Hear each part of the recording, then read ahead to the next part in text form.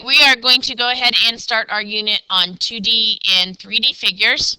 And we're going to start it real basic with area of some of the figures that you have been familiar with. Parallelograms, triangles, trapezoid, rhombus, and kites. Rhombus and kites might be new to you, should be. Okay. Starting out real simply, the area of a parallelogram is just base times height, and our height is the same as our altitude. So my area is base times height, and of course my altitude or my height is that perpendicular from one side to the other. Okay. So let's quickly find the area of this parallelogram. We've got the base of 7.5 and the height of 2. So area is going to be 7.5 times 2, which is equal to 15 meters squared. So area is always squared because we're finding stuff in 2 dimensions. Okay. Moving on. Okay. Now we want to find the value of h. And no matter what height, what base we use, the area of this parallelogram is still going to be the same. And we're going to use that fact to find h. So using my height of 3 and my base of 8, because remember opposite sides of a parallelogram are congruent, I've got the area of my parallelogram as 8 times 3, or 24. Now, we know that now I've got this height, and it drops down to this side here, so this will be my base. So my area, we figured out already, is 24. The base that we're using is 4, and then h is the height. So if I divide by 4, we know that the height is equal to 6. And reviewing real quickly, this metric property lets us write this as h equal to 6.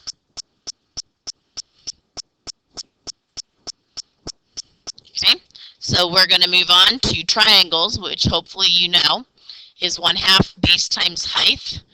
In a right triangle, the base and the height are our legs, so 1/2 of 9 times 6 is going to give us 1/2 of 6 is 3, and then times 9 is 27. So it's going to give me 27 yards squared. Typically with American measurements, as opposed to the metric system, you might see it written as square yards. So be aware that these mean the exact same thing. Okay. In this case, the area of the triangle is base times height, and both are, well, our height is the altitude that drops from a vertex to the side parallel, and they like to trick you. The base is not 9, it's just what is the actual part of the triangle, which is 7. So the area of this triangle is 1/2, 5.5 times 7, and if I multiply all of that together, I get 19 and 2,500 square inches. Okay, so this should be a review for you. Okay, I'm hoping that with the trapezoid we're good, that Ms. Hogan did that with you, and I'm quite sure she did. So the area of a trapezoid is 1/2 base 1 times base 2. Remember that in a trapezoid, whatever kind of trapezoid it is, the parallel sides are your bases. Okay. So in our first example, our parallel sides are here. So my area is going to be 1/2 the height, which is 7, plus the sum of the bases. So it's going to be 1/2 times 7 times 17. And if I multiply that together, I'm going to get 59.5 square yards.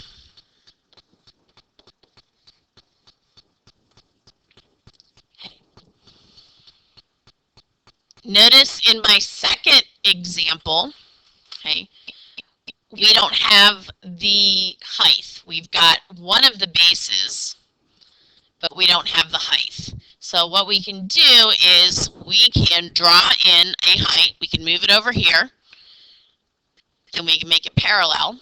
And that's going to give us a right triangle and a 30, 60, 90 triangle. So remember, in a 30, 60, 90 triangle,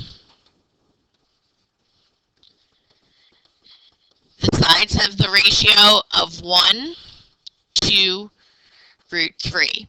So that the 30-degree side is going to be half our hypotenuse. So half of our hypotenuse is going to be 5. So we've got the height of our trapezoid is 5. And now we just need to find out what this is. We know that the base here is 14.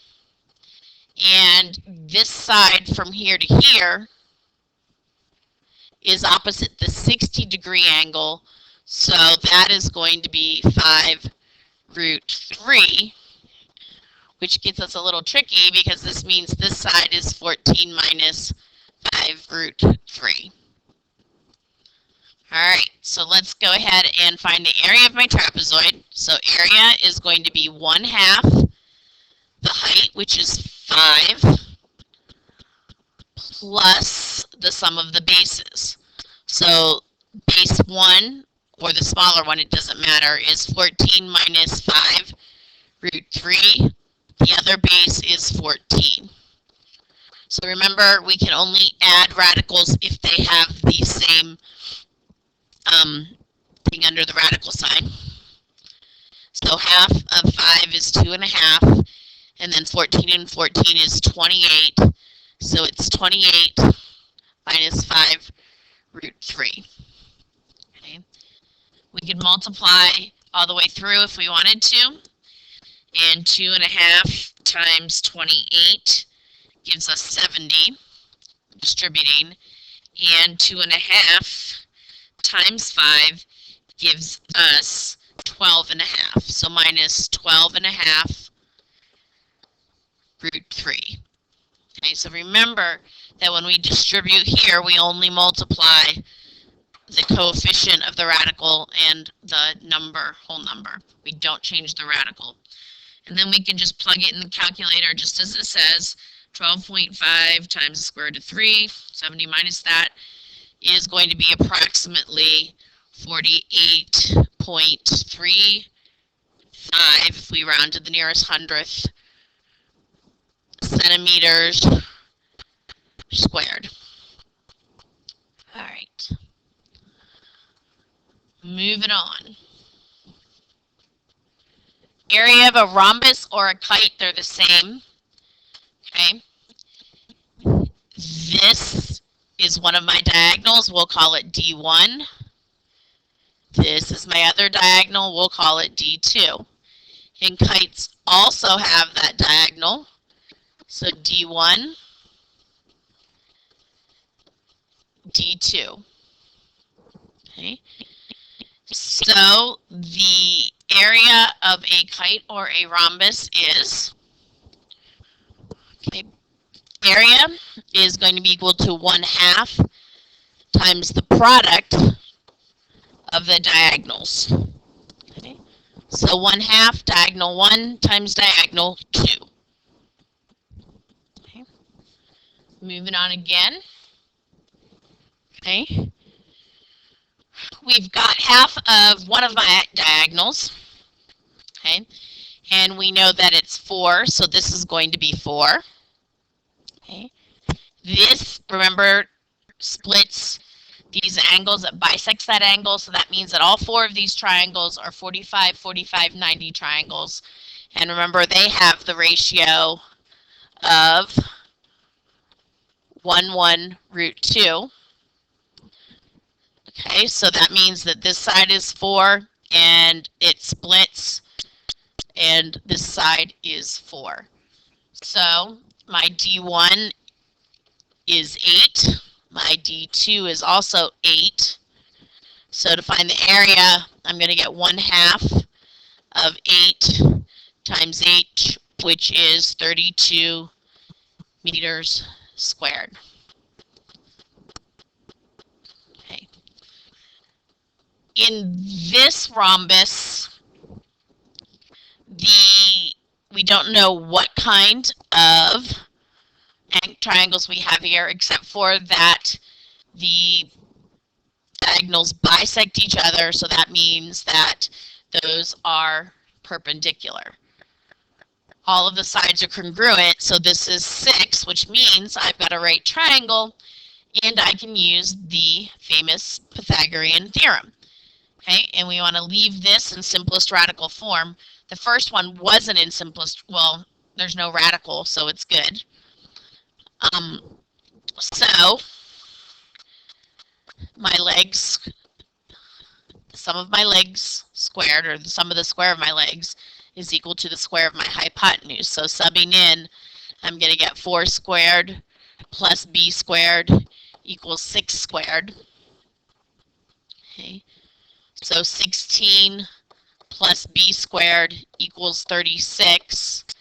If I subtract 16, b squared is going to equal 20, and b is going to be the square root of 20. And again, we only care about the positive root because we can't have a negative measurement. If I simplify this, 20 is just the square root of 4 times 5, and the square root of 4 is 2, so this side is 2 root 5. So one of my legs is 4, and this leg is 2 root 5. Again, we're going to double those because that's just half of the diagonal. So we're going to get area equals 1/2. If I double 4, I'm going to get 8. If I double 2 root 5, I'm going to get 4 root 5. Okay. When I multiply, half of 8 is 4. And 4 times 4 root 5 is 16 root 5. And that's it. It's as simple as it's going to get. And that equals m squared. I rushed through this kind of quick just because I know you guys can handle it, and because I know the first couple things were review. Hopefully I refreshed your memory. Okay. And just as a recap, our area of a parallelogram is, and sometimes I write these little subscripts so that I know what I'm doing, is just base times height. The area of my triangle is 1/2 base times height, half of a parallelogram. And then the area of my rhombus or my kite, let's just say rhombus, is 1/2 the first diagonal times the second diagonal. And the area of my kite is the same. Okay, you guys are going to have your workbook for homework tomorrow. I hope you are having a great weekend.